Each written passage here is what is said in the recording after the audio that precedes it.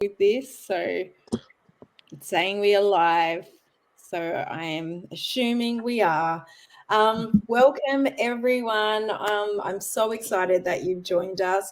I think it's so hard for us to take some time out for ourselves. So I'm really thrilled that you have tonight, and it fills our cup just connecting with other people who get it and hearing their stories and makes you feel just a little bit less not alone.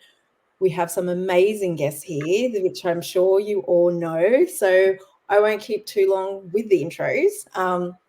Big fangirls of all of these ladies. They do incredible things. And yeah, I know you're in for a treat. I'm sure there'll be lots of amazing stories shared and laughs. And yeah, it's going to be an awesome night, which I hope it fills your cup. So first up, we have the lovely. I'm just going to get straight into it because I feel like there's so much to chat about. So I'm just going to dive right in. So the beautiful Jolie went. So just before bit of a disclaimer, just before we started, she messaged me and her support worker can't come tonight. So she's like, I don't know if I can come. Should I come? So we're starting with Joel first. So if she has to hop off, we all totally get it, which is so fun. Very casual here. So Joel is a bit of a advocacy superstar in the T21 world. She's done incredible things for the community. And recently you've launched Sierra, is that what it's called? Sierra Disability Services? Yep. So Joel has a huge passion and loads of knowledge for the early intervention space and education. So very lucky to have you here today. Thanks for joining. To start, do you just want to share a little bit about your family and what like a day-to-day looks like for you as a mum and a carer? Yeah, sure. Well, I think the disclaimer kind of sums it up, really. Like, here I am hiding in my walk-in wardrobe, got my child on an iPad downstairs. So, yeah, I'm Joel. I live on Phillip Island in Victoria. We've just moved here a couple of years ago. So I have two adult children in their 20s who live in Queensland independently. Both of the older kids, Talara and Max, got quite a late ADHD diagnosis. My son is about to turn 21 and has just blessed me with the news that he and his partner are having a baby, not one but two. So they're having identical twin baby boys. And I live with my youngest child, so I'm solo mummy, no kind of family support or anything. So my youngest child has trisomy 21, which is the most common form of Down syndrome. So Josie and I live together, and yeah, she just pretty much rules the roost. Really, she's yeah. I always say, a lot of my Sierra Kids clients that as carers and parents, it's the analogy of like we wake up and we're given $100 of energy every day. And some days mine is $80 spent by the time we get out the door to school. So every day for me is different. I'm a teacher, so I still have to do some relief teaching work and contract teaching work. I run Sierra Kids in and around dropping Josie at school and trying to get to the gym. And I'm also a qualified massage therapist. So I've recently redone all my qualifications to also do a little bit of that on the side. But yeah, day to day is just, someone said recently to me, they're like, I would describe your life as chaotically beautiful. And I was like, I love that. Because, yes, that's me. It's, I just pretty much, parented for a long time. And I think Josie's just taught me just to kind of go with the flow. Like, today was a perfect example. And yeah, and every day is new and different. But, we find happiness every day, even when shitty things happen, and just try and make the most of what we can. So, yeah. How old is Josie now? She'll be 12 in January. Wow. Yeah. Oh, so grown up. And she's eyeballing me. I'm only 163 centimeters and she's 151 and a bit. Wow. That's wild. So you've done so much, Sierra Kids and 321, like the pregnancy care, which you founded, so many amazing things you've done to contribute to the community and support other families. Can you share a little bit more about what inspired you to keep showing up and developing these resources and services, and share a little bit more about that. Yeah, sure. Yeah, so I had a prenatal diagnosis with Joyce. So I had 7 months of knowing that she was going to be born with Down syndrome, but not having my child. So it was quite unique, really. It's quite a different story, I guess, to what a lot of people have of like, here's the diagnosis, but there's no baby. At 13 weeks after, I think it was confirmed that she had Down syndrome the week after. The week before that. So we'd done the first trimester screening, was given a 1 in 2 chance. We knew something was going on. The following week, she was given a hydrops diagnosis, which is basically an accumulation of fluid in several parts of your body. So it was through her chest, so she had a pleural effusion. It was through her skull, all under her skin. She had an edema. Her nuchal fold had tripled. And so basically she was never, ever meant to survive. Like we did invasive testing to find out what was going on, but there was no hope. So there's a reason her middle name is Hope, Josie Hope. But it was such an emotional pregnancy. I felt so alone. There were no Facebook groups back then. We didn't really have Facebook in that way.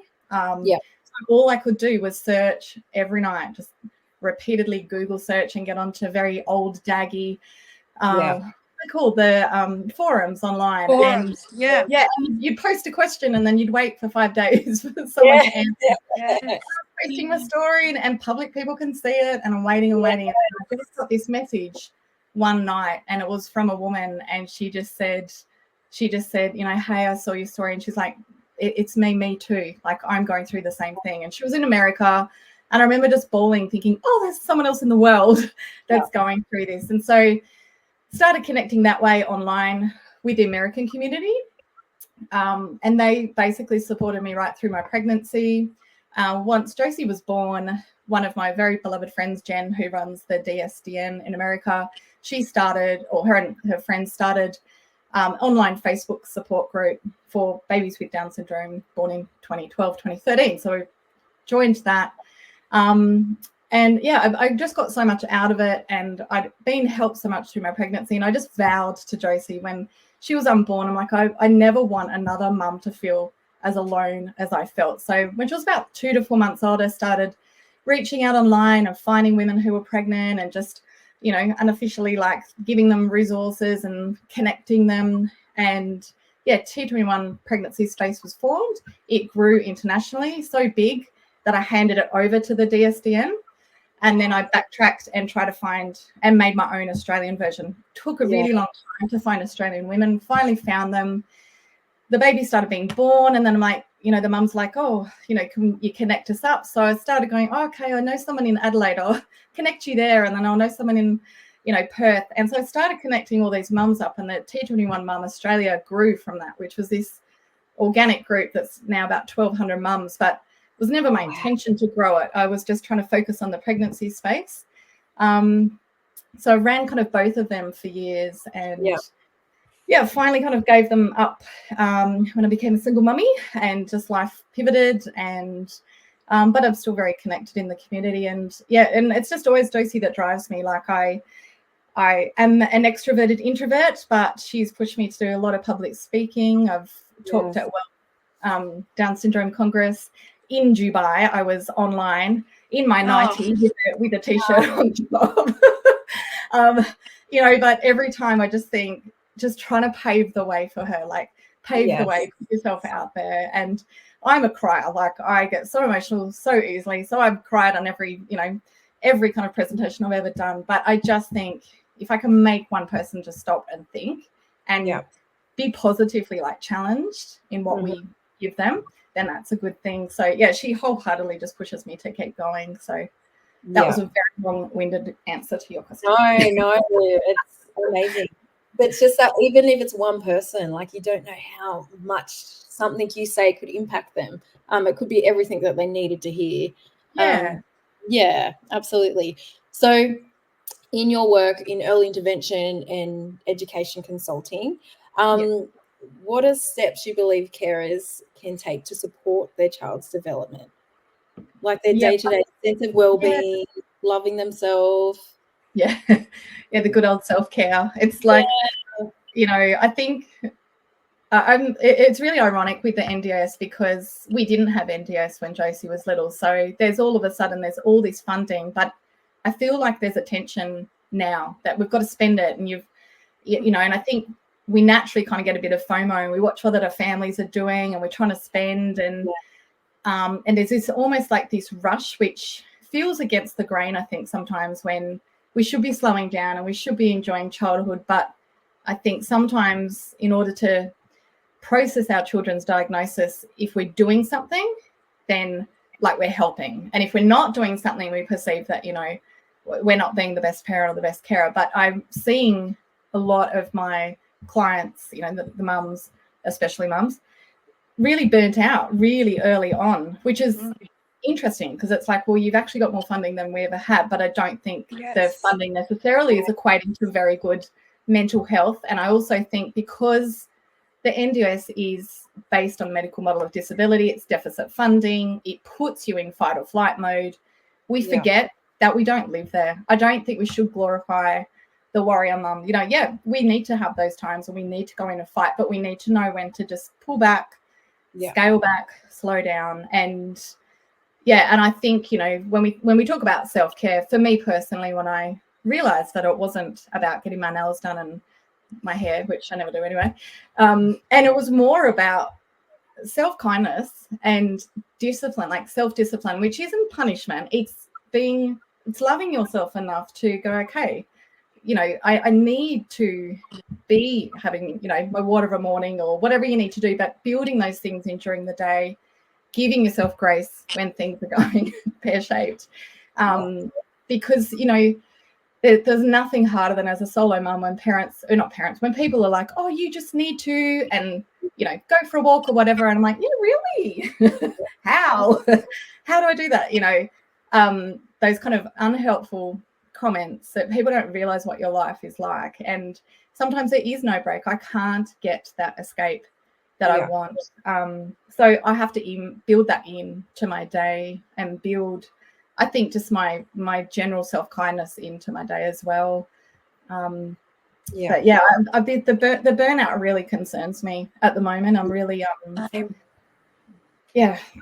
see you ladies nodding. I think it's and I think for early intervention, yes, it's important, but it's a marathon. I know that's a cliche. It's not a sprint, and it's a marathon. And I think I tell my clients it's much better to be intentional.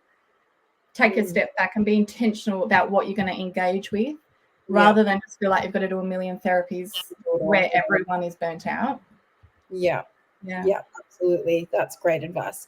So for the next question was about parents who have that newly diagnosed, like that can often be a very difficult, challenging road. And I guess you don't know how to feel and what to do. What's your advice in those really early days, like coming to terms with your child's diagnosis?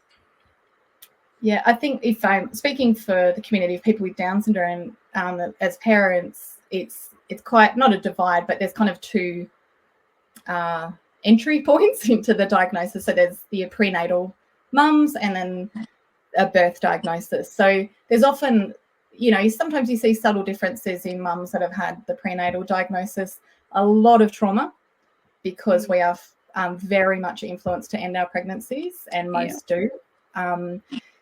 And we're not given time, we're not given correct support and information or any consistent information. I remember pleading, saying to them, like, can I have something? You've got pamphlets for smoking in pregnancy and whatever. And he was like, just go home and Google it. And I can tell you in the year that Josie was born, it wasn't a very pleasant thing to Google. So you have that, and then you have your birth diagnosis where, mums don't know, parents don't know, and parents are saying things like, it was as though my baby had passed away. People were saying, I'm sorry. They were sending flowers, like condolence flowers, not congratulatory flowers. And so for our community, I think there's a lot of trauma in our children's diagnosis, and the way it is delivered to us stays with a mum forever. I ran into a mum on a train just last year. Her son is 45. She was nearly 80, and she could tell me exactly how the diagnosis was delivered to her. Yes, that's so true. Yeah, so I think, it's it's important for families to connect, I think, personally. So you've got that lived experience. You've got someone else that can say, oh, here's my kid, or here's my kid. And, you know, all our children are extremely varied. Here's some really great information, or here's some associations. A lot of people never get directed to their Down Syndrome Association in their state. I had a pre-service teacher who was male. He gave me my information back when I was pregnant because he'd happened to sit next to the Down Syndrome Queensland CEO at the time on a plane, and she'd given him a pack, so he gave it to me. That should not be the way that I had received information when I had multiple doctors.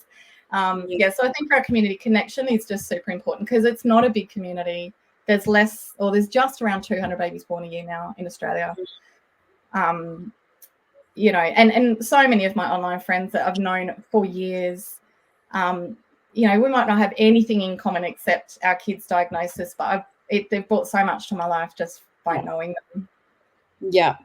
How good would that be if instead of you get the diagnosis and it's like, here you go do this therapy, you need to get on the NDIS, you need to do this, rather than that, say like, here's a community group. I had a chat with the dad today, and he's doing a lot for the dad's community, like who are raising children with disabilities.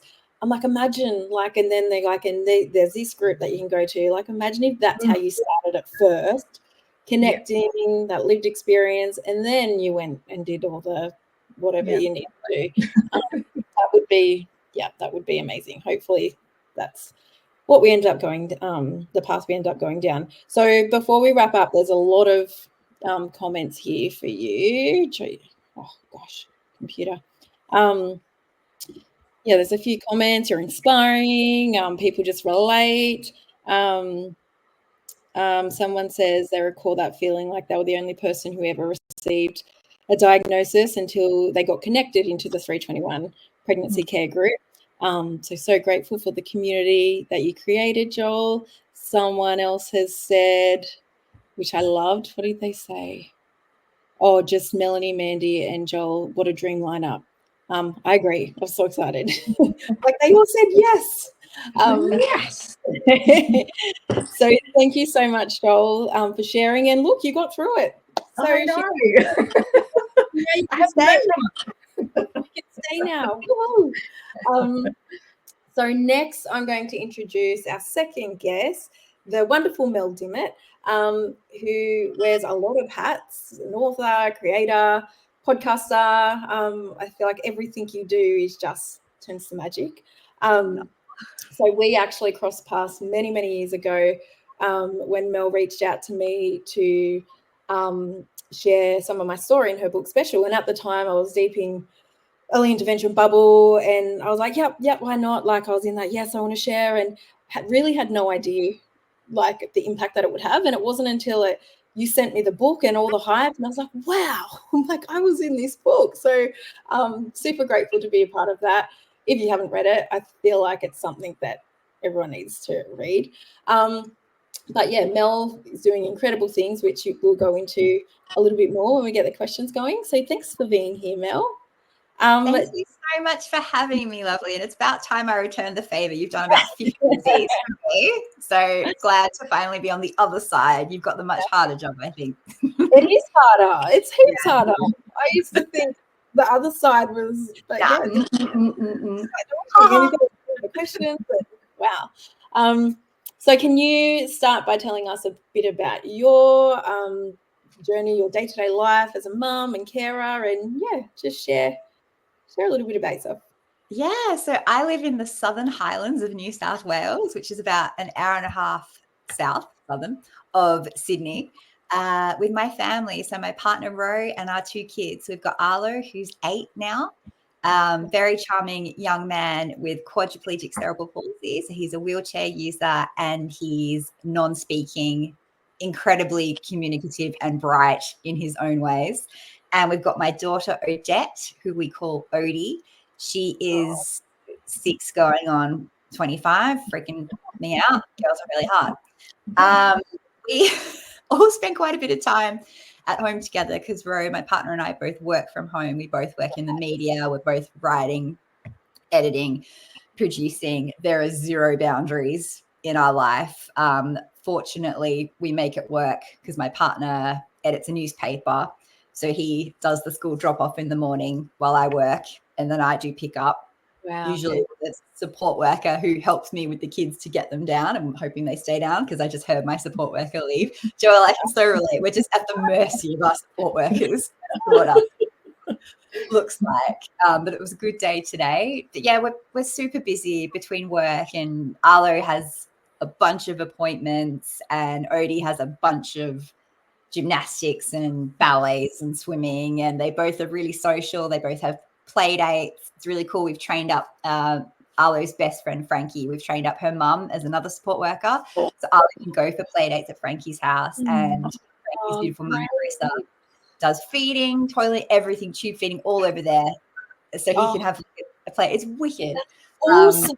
Yeah. I know, it's so good. Yeah, beautiful community. I thought, leaving Sydney 4 years ago, I was like, what are we doing? Like, we're not going to make friends. It's going to be weird, small country town. It's been a freaking dream. Like, the primary school is so inclusive. Arlo's in mainstream with one-on-one support. They're at the same school.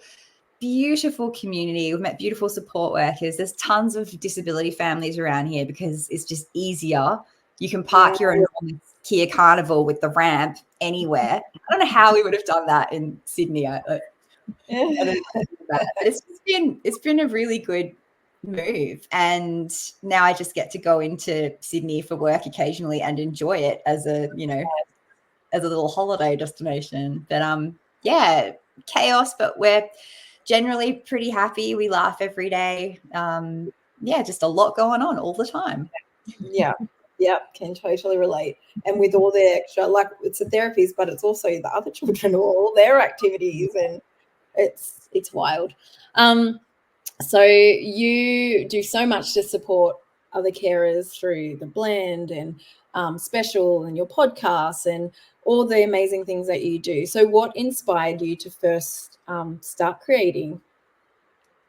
I think there's going to be a common theme here. I make things because I want them, because they didn't exist when I needed them. So that was the case with special. I was just like, I just want words. I just want to be inspired. I want stories from families that I think are cool, that are doing this, and it's all been okay. So yeah, journalist by trade, did what I knew how to do, interviewed parents, and that's how special came to be. When Arlo started tube feeding when he was 5, we had a shocker of a start to that journey. Mandy played a huge part in the blend coming to be, and that I went on the Two B's podcast, had a massive moan about how shit the tube feeding was. One of her beautiful community members got in touch and was like, just shove some actual food in your kid. You'll be right. Changed everything. And that's where the blend came from. And like, why can't the tube feeding community have a beautiful lifestyle magazine showing the incredible people and families that are doing this? And it has astonishingly gone off. It's a global annually published magazine now. I'm working on the 4th issue and building out like a full media site to accompany the next issue. I'm talking like the cut for tube feeding. Like, that's what this thing is going to be, which I'm super excited about. Yeah. And then also working with, I had NGIS Know-How podcast when I was working with Higher Up, incredible disability service provider, where I just learned so much about the sector and was working with disabled adults, and just learned, it just really opened my eyes to, this is really fine. I guess with special, it was really important for me to connect with other parents, and it really healed me. And then working in the disability sector and being around adults in wheelchairs and with AAC devices, it just really helped me along as well. And now I'm back in the caregiver space working on this app. It was called Hebe. It's now called Heba. With this tiny team. They're based in the UK. It's a global app where I think we're probably going to chat about it later, but I'm helping them with marketing, socials, community building, doing all the stuff in the startup, which is really exciting. And just took on another job recently. I have 2 new jobs. What? You're busy. Like, I really don't. I can't say no. It's just such a good opportunity. So I'm also working at Future Women 2 days a week, which is kind of good to have a bit of balance as well as working in caregiver and disability. This is shouldn't say it's trauma, but it's often not my trauma that I'm working. So it's working on domestic violence and disadvantaged women and helping them back into the workforce, and basically helping for women to have equality in the workforce in Australia. So super interesting and learning a lot there as well. So yes, I work too much. You might be getting that. What you're passionate about. How crazy is it where life takes you? Like, yeah, exactly. Really. It's been a wild ride. Yeah, absolutely. So with your experience navigating the NDIS, and then you did the NDIS podcast with Higher Up, so many of us are overwhelmed by the system. It's amazing, and then it's very overwhelming and stressful as well. Do you have any advice for carers who are feeling that way? Yeah, well, there's this thing called Barb, which is helpful. Look, I've got to be honest. With you. Yeah, Barb. I've actually really enjoyed not having to be as across the NGIS as I used to be. It was incredibly stressful, and I know there's been a lot of change. This week, suddenly, I have to do a whole lot more in the self-managing department than I used to have to when doing Arlo's invoices. So I'm back in a bit of a stress with that. But my general advice would be get an amazing team of allied health professionals and specialists around your kid, because they do the incredible reports that get you the funding. We've had so much help, and we haven't had to, I mean, knock on wood, we haven't had to fight for anything. Even with Arlo coming out of the early intervention and everyone saying, oh, it all changes here. And, all through that, we have had enough for all of his equipment, therapies, support. And I think it's down to having these a great team, amazing, therapists and specialists who write these kick-ass reports. And that would be my biggest piece of advice. Just get your A team together. Yes, absolutely. That's something we're trying to do with the app too. Like, it's all about having the care team working together as well, knowing what everyone's writing in their reports and things like that. So that's something we're working on with good old Barb. So to self-care, the big self-care question. What do you do for self-care? I'll be honest, I guess the one thing I do every day for self-care is take my anti-anxiety medication. Amazing. And I try, like that is the one thing where I definitely can feel it if I have forgotten it. I've been on that medication pretty much since my book came out and life got really crazy and work got really crazy. I also try and take my dog for a walk. Most days we have a lovely big Kelpie Cross Huntaway, who's this long-legged, gorgeous thing, and he's very good for my mental health. And I read every day. Yeah. The main thing is the medication. Yeah. Oh, yeah. Absolutely. And well done for taking it, because I have two that I've had since I think Willow was about 4, but I always forget. I'm just not good at that. I'm good at giving Willow hers, and I give it to her every morning. Why wouldn't I just have mine at the same time? I don't. The funny thing is, I don't know what mine is called. I'm pretty good at remembering Arlo's 50 billion medication. Yeah. I can never remember what my one is called. It's good. It works for me. Don't know what it is. Keep taking it. So you briefly chatted about Heba. Is it Heba now? It's Heba now. Yes, Heba. Yes. Do you want to share a little bit more about that? Because that's super interesting. Yeah. I'm so excited about it. It's mostly free app. There is a premium level, but I only use the free features on it. And it is a beautifully designed app for caregivers where you put all of your kids' information, their medical list, their care team. There's a journal in there that you can put all of their appointments. It gives you reminders for appointments. It gives you reminders for taking meds. There's a whole AI-powered assistant in there now that you can ask questions and it will give you expert guided answers. And there's the bit I work on, which is oodles of stories and advice from the caregiver community. So I just interview everyone, get all their incredible stories, put them in there. So there's this feeling of community when you're on there as well. Yep. So beautiful app. These guys, these incredible techie geniuses who are working on it, have just produced this, because I'm all about nice looking resources, because most of the things we get are really shit and daggy. This is just gorgeous and lovely colors and fonts, and it's just really pretty and easy on the eyes. So yeah, that's Heba, and super exciting to be working in a startup. Really stressful, but super exciting, as you know. But learning a lot. And I'll be like, let's do this, and we do it. And it's cool being the carer in the team, because I'm like, trust me, I'm your audience. Like, let's do this. They're like seeing things work, and they've let me basically be their brand voice, which makes me very happy, because I love writing copy, loving doing the stuff. So yeah, it's been really fun. Yeah, and you're so great at that. As I thank you. So you are very busy. You've mentioned that. And my next question was about, like, how do you manage the personal life, the work, it's being social, connecting with family and friends? I know you said Harlow, you have the support worker and have play dates, and so what else do you do to make it it's not well managed, love. It's day to day. And we just triage. And when Arlo goes to hospital, we're often in hospital. This is really screwed up, but it's almost easier when that happens, because I just go with him and like bring my laptop and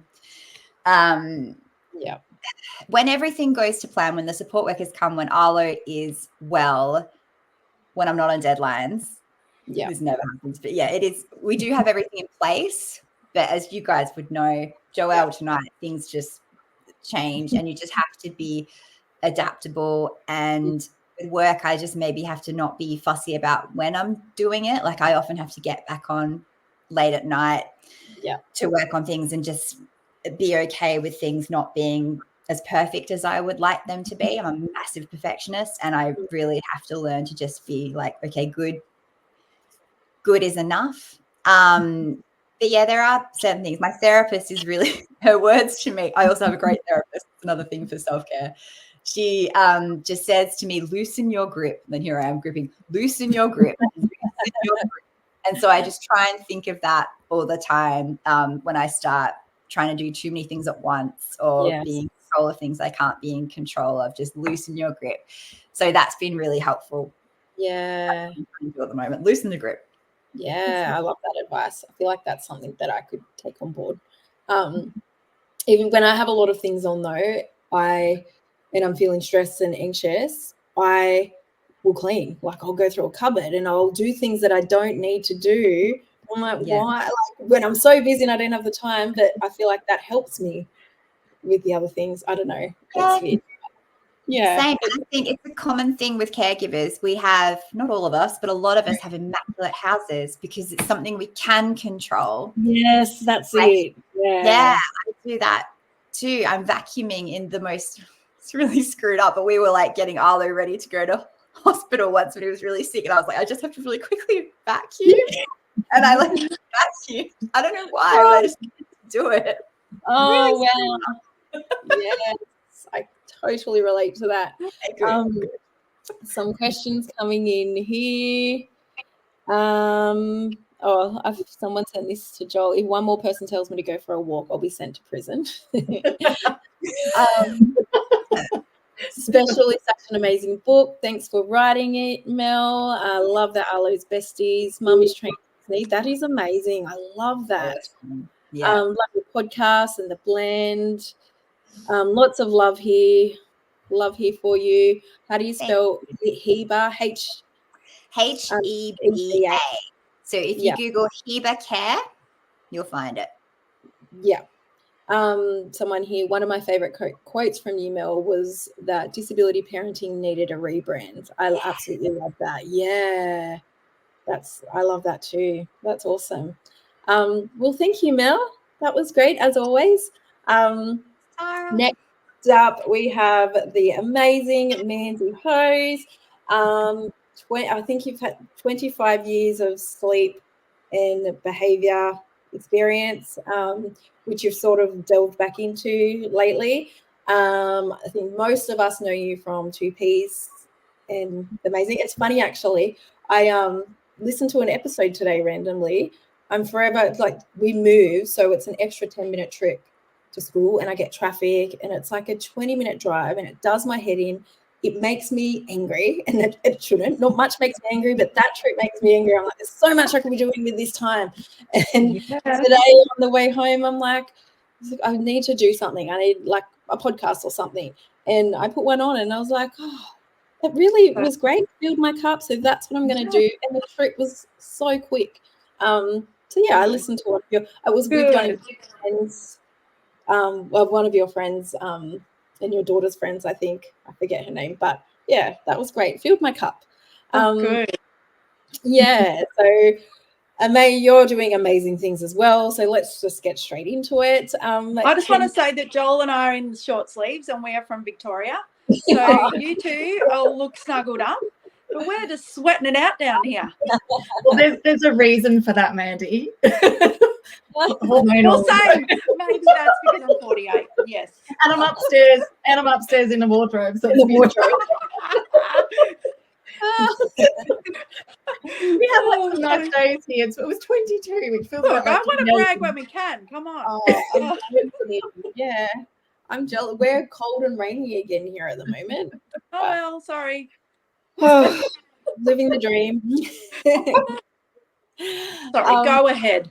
Yes. Do you want to, share a bit about your family life, who you are, what you do? Just go for it. Thank you. Thank you for having me. It's lovely to be with you all in this week that is notoriously sometimes makes me crazy. Who cares about carers? But when the carers care about carers, I love it, right? Yeah. So, I'm Mandy. I'm married to Darren. We live in the outer eastern suburbs of Melbourne.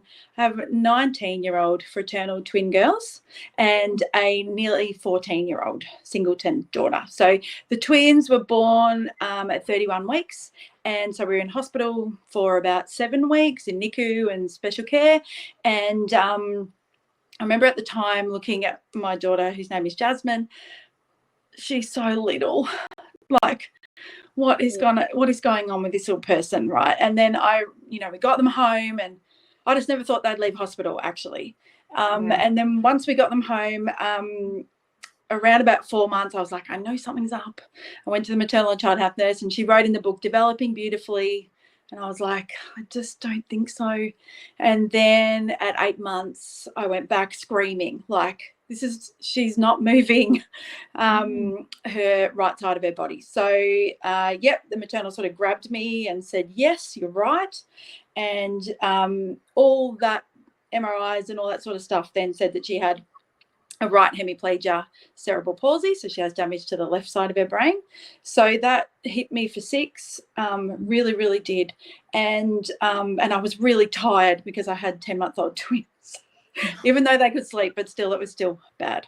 And then because I really wasn't paying attention to her twin because she was fabulous and talking and all sorts of stuff, it wasn't until I saw that she was walking up on her left foot when she was 2.5. And so because we were going to physio all the time, I said to the physio, can you see that? And she's like, yes, I can. And I was like, oh my God, it's her too. So, we got all that confirmed. So she has a left hemiplegia. So when we went to hospitals, you can imagine we just knocked him out of the park. So I was like, this one's the right hemiplegia. This one's the left hemiplegia. And so, I was the twin mum going everywhere with 2 AFOs on either leg, 4 different size shoes, and crazed, like a crazed nightmare of a woman. So I was diagnosed with post-traumatic stress when they were 3. I finally got some help when they were 3, and then that healed me enough to be able to think about having another baby, and we did have a singleton daughter, and she healed a little part. Just being able to have her and bring her home. I didn't let a doctor touch her in hospital. I was just like, she's mine. I mean, I don't know. I could talk to you for about 5 years, which I did on the podcast.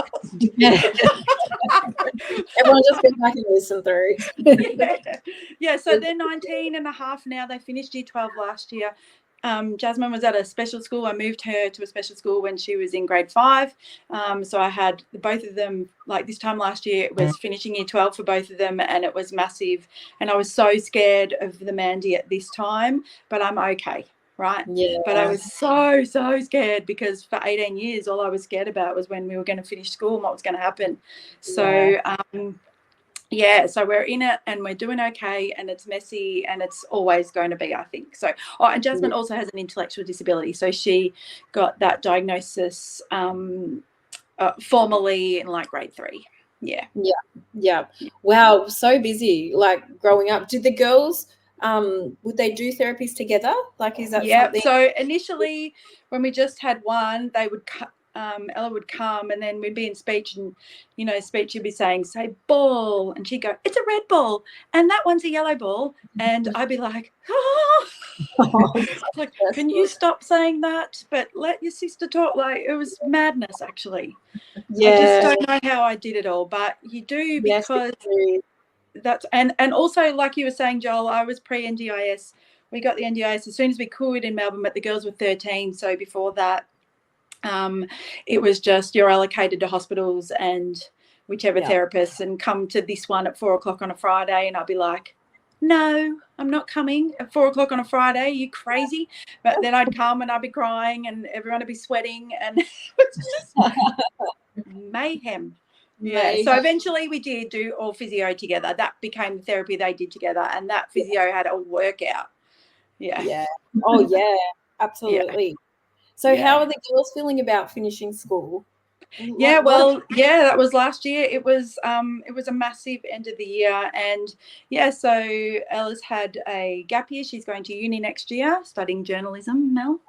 And Jasmine, we've been trying to work out school leavers employment stuff, and she now works, NDIS supported, works at a private zoo here, and she does that 2 days a week, and she does she had PT today, which she loves, and then she has 2 days where she relaxes, and she tells everybody that.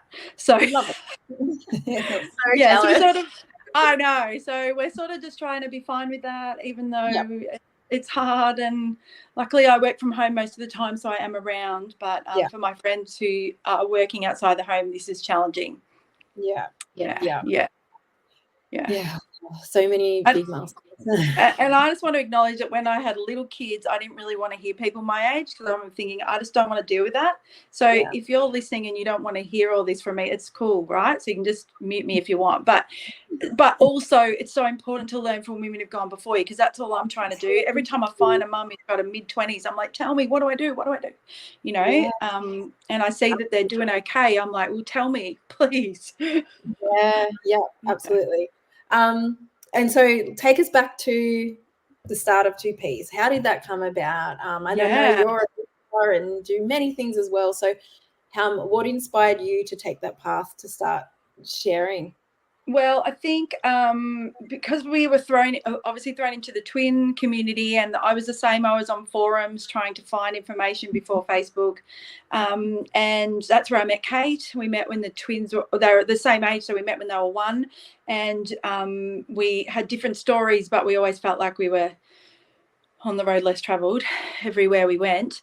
And I just had this very strong voice for a few years saying, we need a revolution in the multiple birth community to talk about families like mine, where you might have one twin in one school and one in another. And otherwise, I just felt so invisible, dropping one at the special school bus and then trying to take the other one. And just no one was talking about our families ever. Makes me want to cry now. Like, just felt so alone. I couldn't find anybody like us at all. I found some twin mums, and they're still my friends online, but no one had this specific thing. Like, none of us have the specific story, right? And Kate and I were really loving listening to podcasts. We were sending them back to each other, and then we just both said, why don't we just do one, right, and just see what happens? And so we just thought we'd give it a go and just talk about the specifics of multiple births, and then we didn't realize that would just explode to everything. So that was 2019. So that was amazing. Yeah, wow. So something super exciting that's happened recently, your daughter and her Paralympics journey. So do you want to, she's quite the sports star, isn't she? Yeah. About that. Well, I think if we go back a little bit, both the girls were in mainstream school, and so I remember they had their first athletics day in grade 3, and they came last and second last in every single event. And I couldn't actually go because I didn't want to watch. Yeah. So I felt terrible when they came home, and they just cried in my arms, both of them, about coming last and second last. Not a ribbon, not a well done ribbon, nothing.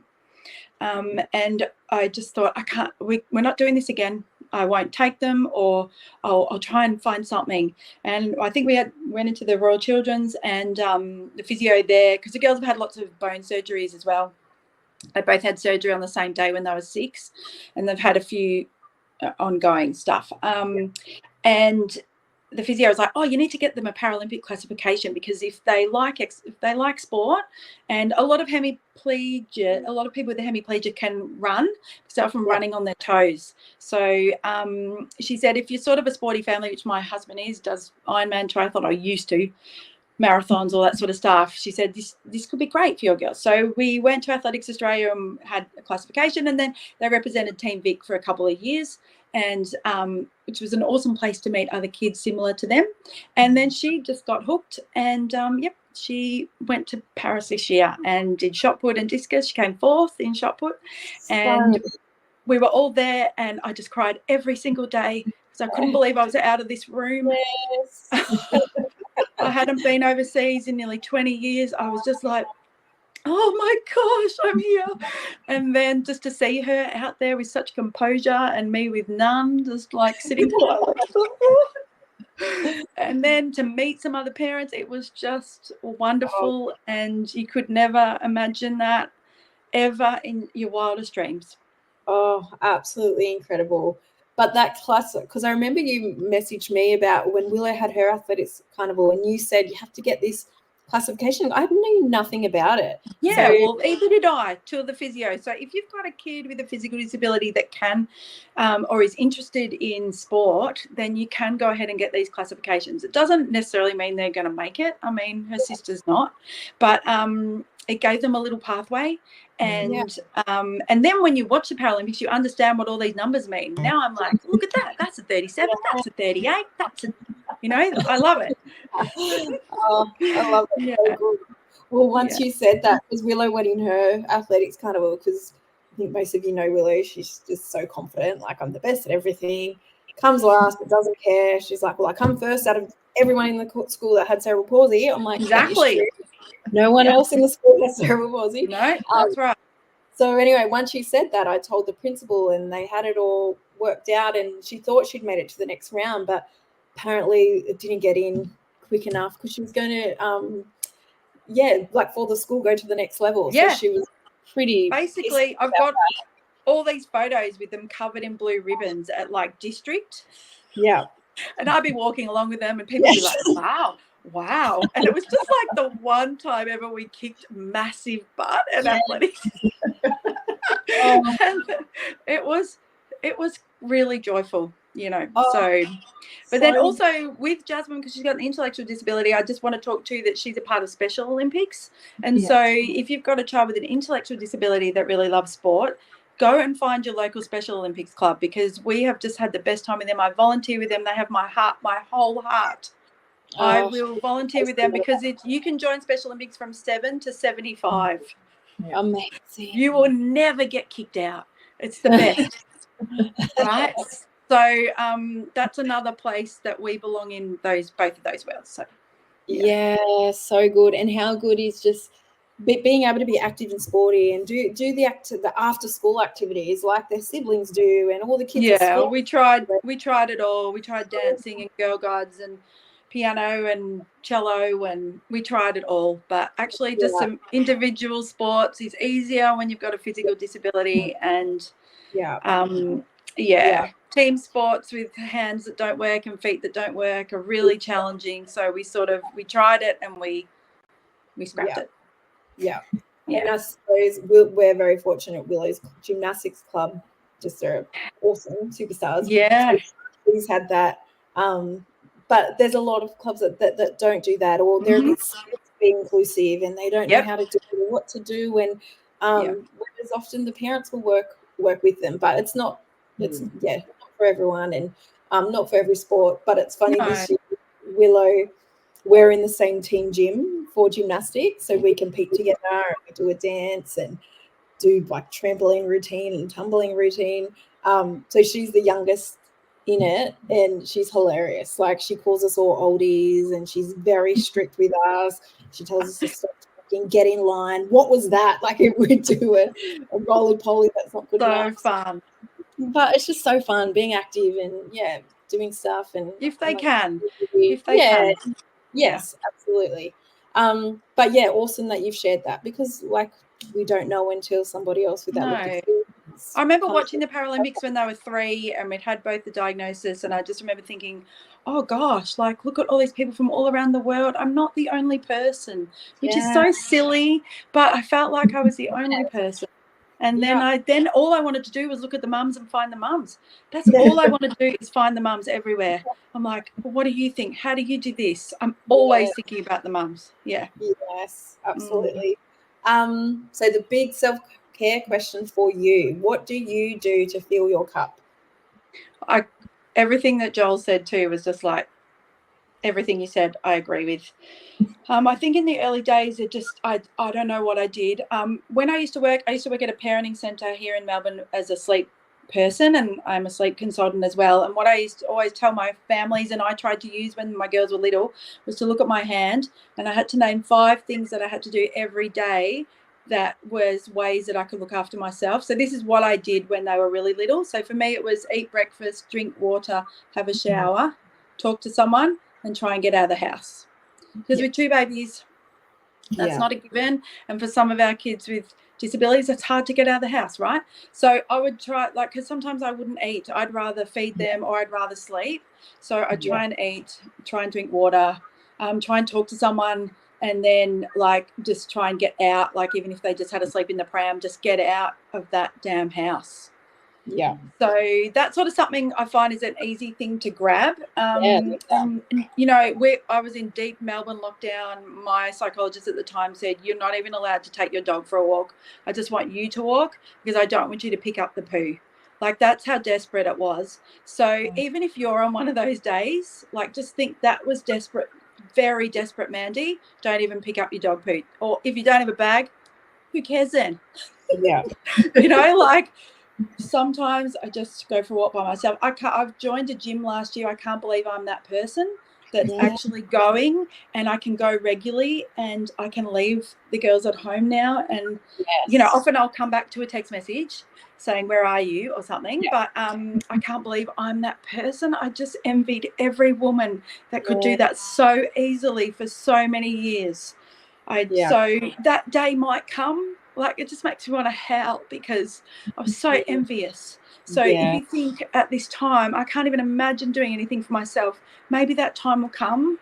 Yes. Right. Yeah. And yes, you will have gone through stress to get there.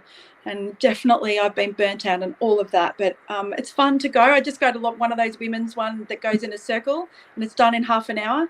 And I just talk the whole time. I'm just like, anyway, just I love listening to the old ladies. I love listening to the younger people. I've got all the old ladies with adults with disabilities. They love me. I love them. Everyone, we all have a private talk at the end. So, you know, you can find your people anywhere. Yes, absolutely. You can. Yeah. So my self-care is sometimes and I remember going to the psychologist when they were 3, and she said, I said this on the podcast, at the end of every session, she'd say, now go home and have a bath and have a drink of wine. And I'd say, I don't have a bath. I've only got sort of a half a bath. I can't fit in the bath, and I don't really drink. I'm sorry. And she's like, oh, okay, all right. Then the next week. So anyway, I hope you go home and have your bath and have a drink of wine. And the second week I was like, oh, remember, I don't have a bath and I don't really drink. And then by the 3rd week, when she said it again, I just said, yeah, I will. I will have a bath. It's just so dumb. I was like, why are your notes even? No bath. Yeah. Well, there was one, but this body could not fit in it. So just rubbing it every week. You don't have a bath. Exactly. And I loathe to say it to people, but you know, we have to be around for a long time. So we have to look after ourselves, right? And so now they're 19. What have I been doing? I've been getting blood tests. I've been getting, you know, checking all the things to try and where am I at now, 19 years later? Yeah. And I love what you said about I feel like like you said, you were envious of all these people that were doing that, but you do find your time, and you do find out what works for you as well. Like you eventually find your groove amongst the chaos, and you still have those burnout crazy times, but you do find something that works for you. Yeah. So Yeah. it- And that it does- gym, I don't have to go through any traffic lights to get there, so that's why I joined it. I was like, okay, it's just there. Like, there's less obstacles for me to go, so I'll go. Yes. I feel like there's like a running theme with us for aversion to traffic and Ease. traffic lights. Yeah. It's got to be, everything has to be as easy as possible, because anything can happen at any moment. Yes. Time. Yeah. I just, every day I think, I wonder what's going to happen today, you know? Yeah. I heard Mia Freeman say the other day, strong opinions loosely held, and I thought, life loosely held. Yeah. Yeah. Absolutely. Yeah. Mm. Yeah, we've just set up a gym like at home in the garage, which is amazing. But because the girls are still young, like it's awesome that I can go down there. But even without fail, I'll get a FaceTime call from the girls. I'm just in the garage. Like, when are you almost done? What are you doing? It doesn't matter. I'm still in there. I'm showing up. I'm getting the endorphins going. And it is cute that they feel they need to call me. Yes. So last, reflecting on your journey, what is the biggest piece of advice that you have learned, or that you can give us? What's something you've learned along the way that you would like to share? I think that as soon as you can radically accept your child, the better. Do it quicker than me, because the quicker we do it, the easier everything feels. And because sitting with so many feelings that were tricky just ate me alive. And now I know who they are. Now I know who she is. It's hard to know when they're little, right? And so I also wrote down here that someone said to me, like, in 7-year intervals are often very challenging. So when the girls were 7, I remember being at school and looking around and going, okay, this is where we're at. We can't write. We're not reading, you know, all those kinds of things. Okay, her twin and all the friends are starting to read chapter books.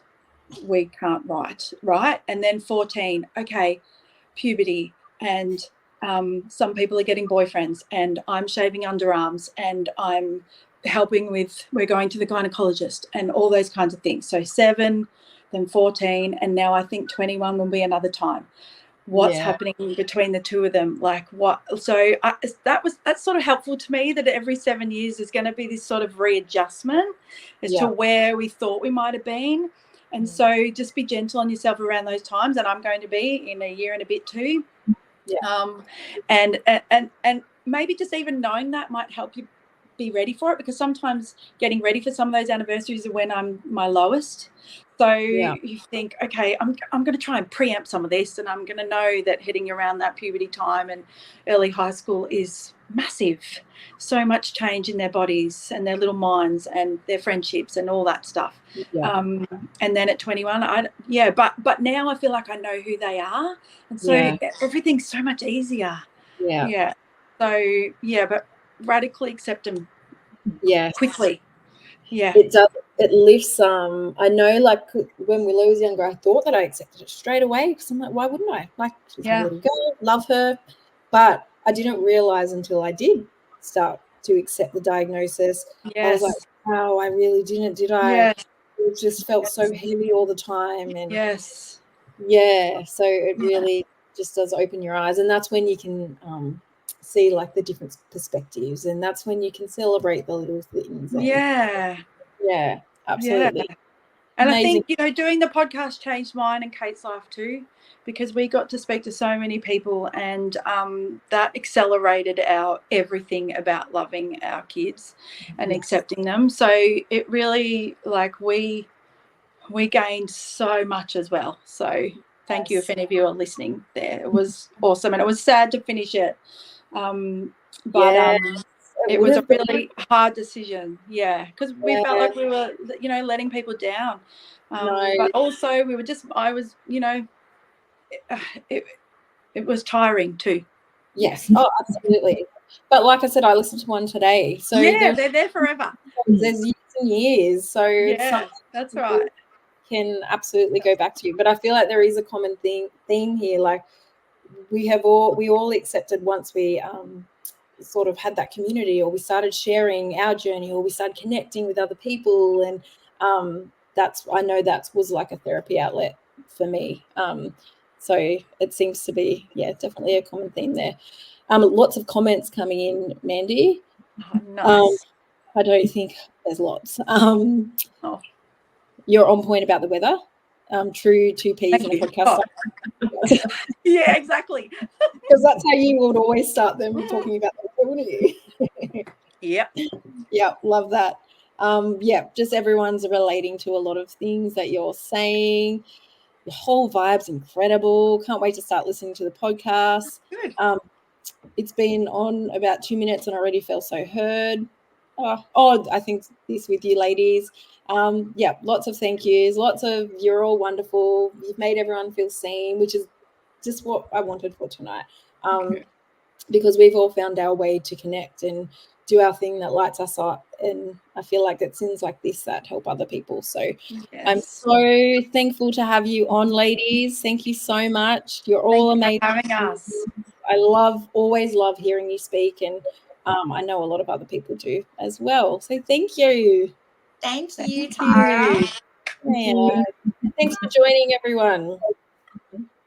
All right, everyone go to bed now. Bye. Well done, Tara. That was lovely. Thank you. Thank you. Okay, see you. Bye. Bye.